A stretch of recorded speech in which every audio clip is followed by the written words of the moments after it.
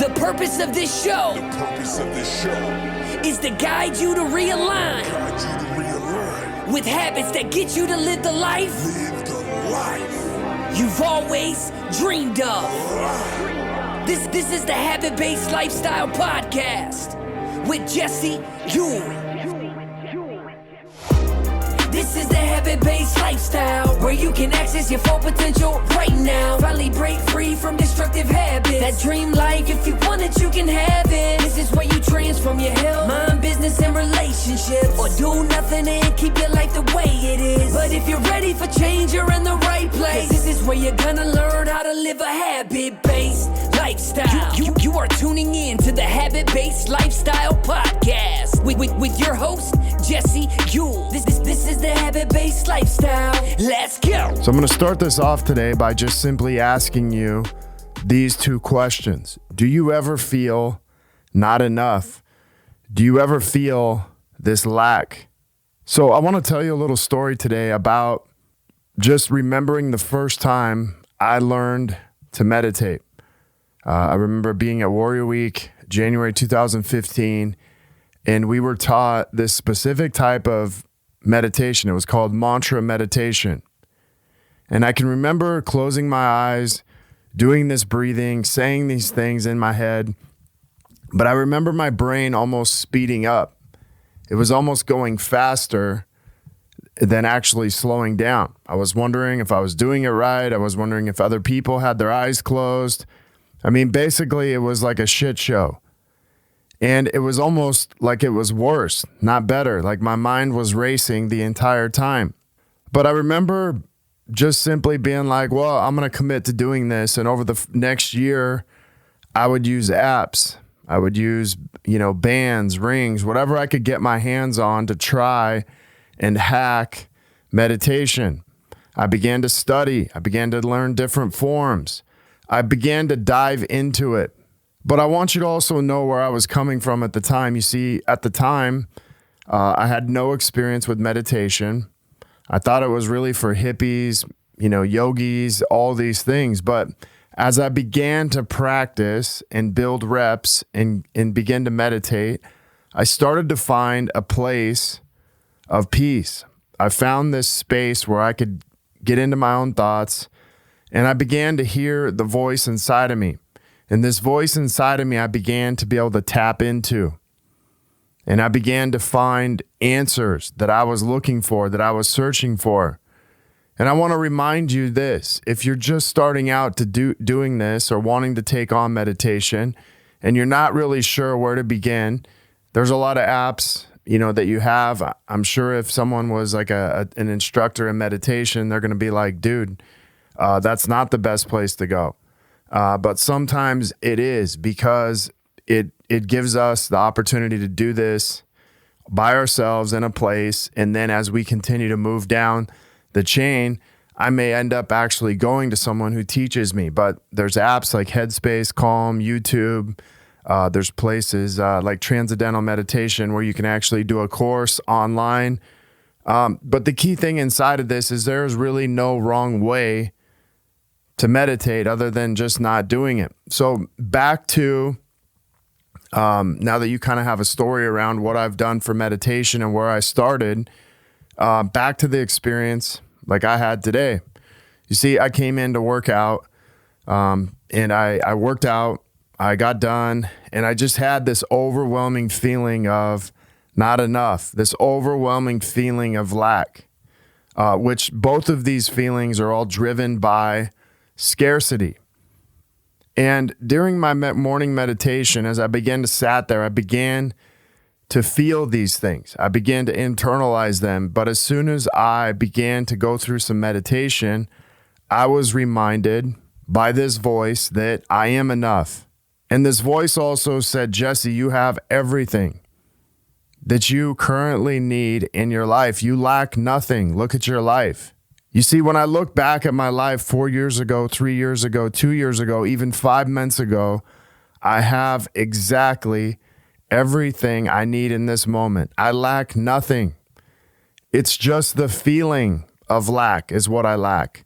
It's just the feeling of not enough. And how often do we let our feelings get in the way of our reality? How often do we let our feelings override what's actually true for us? So why would my brain actually go to this place? Or why would I actually go to this place even though I have enough? Well, our feelings often take us to these places. And we all have these habits, these routines, this programming, this old programming. And I find times in my life where I just go back to old habits, old programming. But it's also an opportunity for me to reprogram, pick up a different habit when the minute I go to this place. So if you think about today, the minute I had this feeling and went to this place, I just happened to be meditating.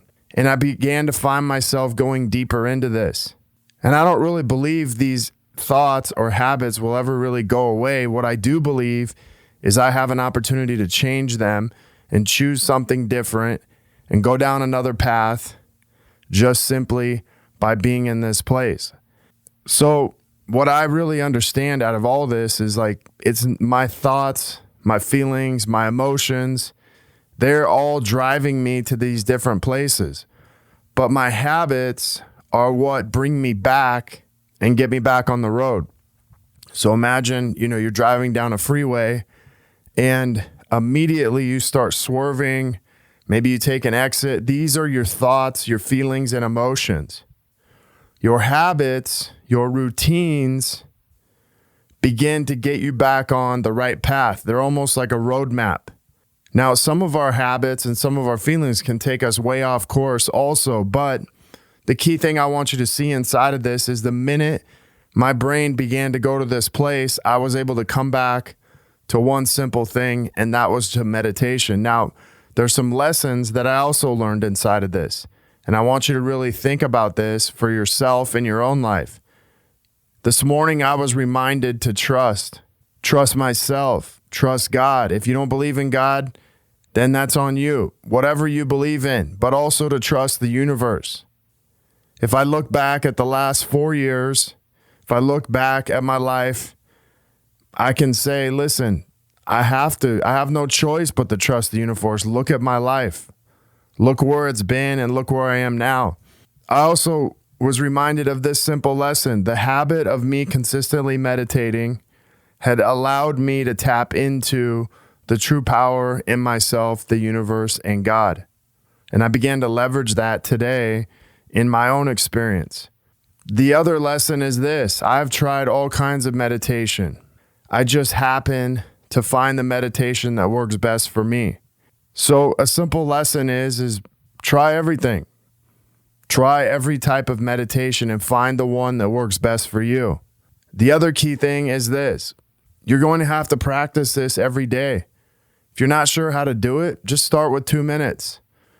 If you've been in these episodes before, you've heard about the 2-minute habit of just starting to do something. If you're just starting to do something, do it under 2 minutes or do it in 2 minutes and just start there.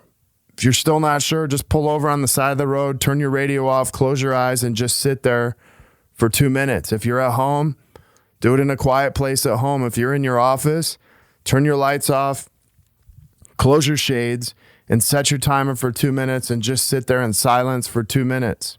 Here's what else I got out of it. Today, I'm grateful that I can create this same power inside of me by leveraging an old pattern, an old programming. The only thing I have to do is choose which place I want to go. Do I want to go down the path of feeling lack, feeling not enough? Or do I want to go down this other path of being able to access power and focus inside of me?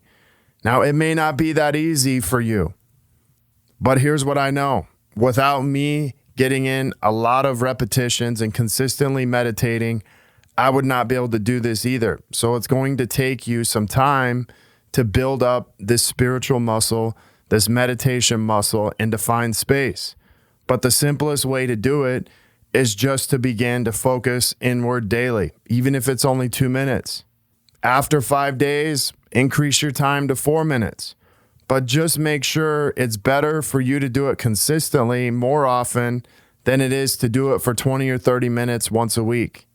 But I want you to really think about this, because I know everybody that's listening on here has these same experiences, these same thoughts, these same feelings that come up, but it's really up to you and the way you choose to work through them.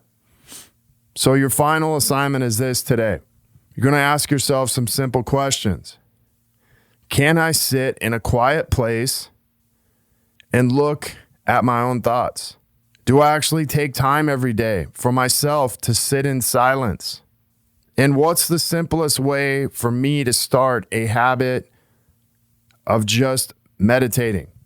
Guys, I appreciate you being on here and listening today, but these questions are very important for you. These are also questions I had to answer myself. And as I began to answer them, I began to find the answer inside of me.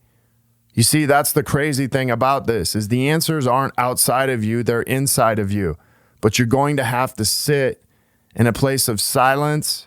You're going to have to access this part of yourself to be able to find these answers. So that's it for today. Guys, I would love to get a review from you, some feedback. Shoot me an email if you have any specific questions. I would love to be able to help you out. I'd be honored to help you. You can email me at jesse@habitbasedlifestyle.com. You can also check out my website, habitbasedlifestyle.com. I will be back with next episode, and we'll be diving into a new topic. Until then, have a great day. The purpose of this show is to guide you to realign with habits that get you to live the life you've always dreamed of. This is the Habit-Based Lifestyle Podcast with Jesse